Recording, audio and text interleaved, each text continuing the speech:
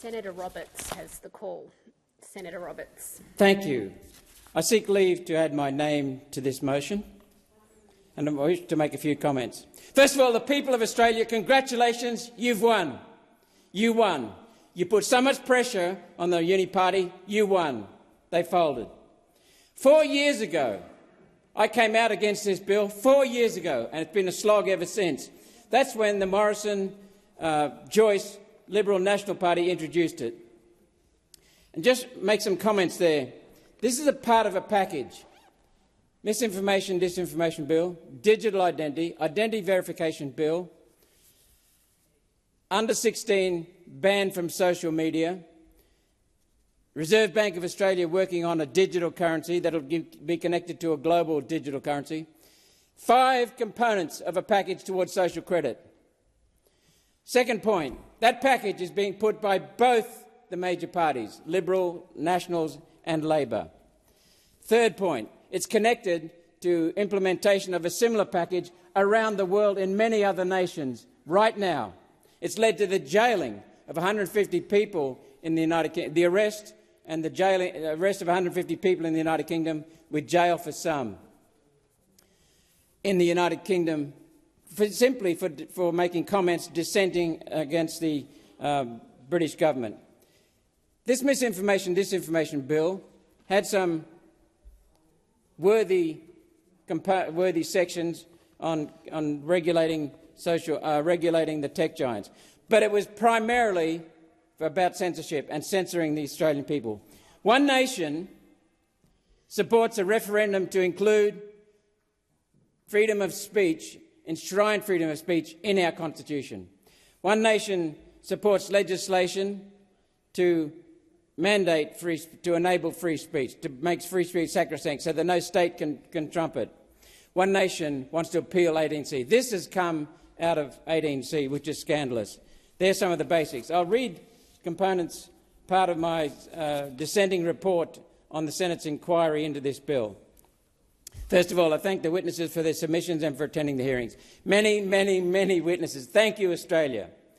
The original committee report into the Communications Legislation Amendment Combating Misinformation and Disinformation Bill 2024 flew in the face of the expert evidence the committee had received across 3 days of hearings into the bill. Just completely smashed it, completely reversed it.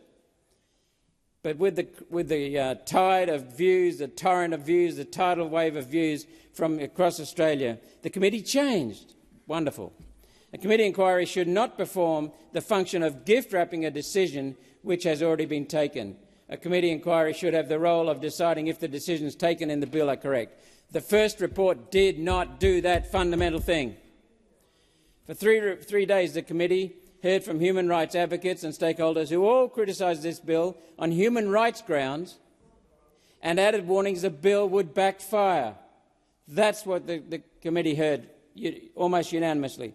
It's extraordinary the committee would choose to ignore the recommendations of the very people who they invited to attend to advise them on this matter. Only when the public turned savagely against the government was the committee report changed at the last minute to reflect today's motion. The action of the committee to that point will make it harder for any Senate inquiry in the future to attract the quality of witnesses this inquiry attracted. Censorship was the purpose of this bill. Censorship was the purpose of the committee report. The criticism of the bill was well placed. Human rights. The Human Rights Commission questioned a basic foundation of the bill, the definition of information. In the explanatory memorandum, the term is intended to include opinions, claims, commentary and invective. This is from my dissenting report.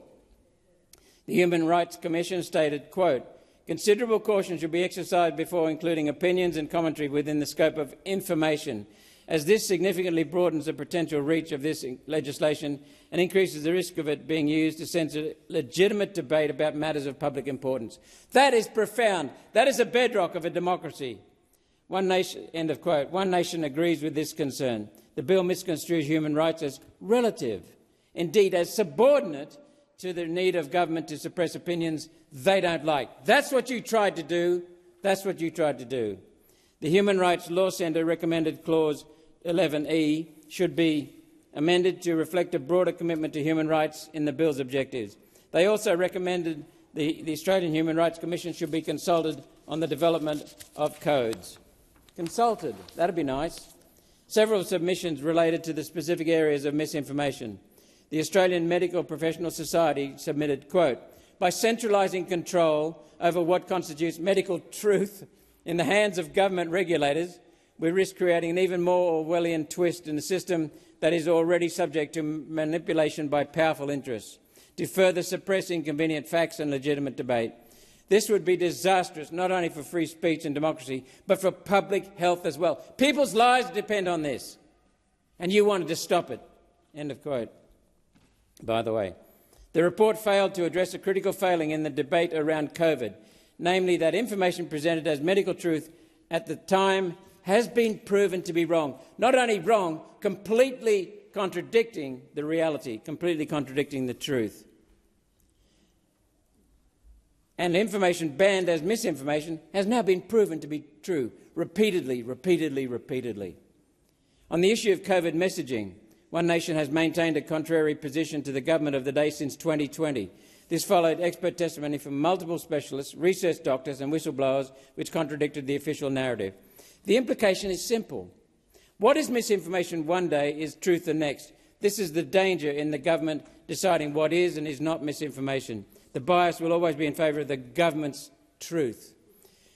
A fundamental question I asked to every witness on the last day of the hearing: who is the arbiter of truth? No one could say who is specified as the arbiter of truth in the bill. They all said it would default to ACMA. Other provisions: religious freedom, inauthentic behaviour, media literacy. But, you know, the fundamental thing is this was an attempt by the Labor Party to build on the Liberal Party's previous attempts at censorship by corralling misinformation under their definition and then driving the social media organisations, the big tech companies, to ram it down people's throat. That was what you were doing, and I'm pleased to see that the people of Australia have put the brake on you. Now I just appeal to the people of Australia to keep the foot on their throat, because we must stop the banning of under 16-year-old people from social media.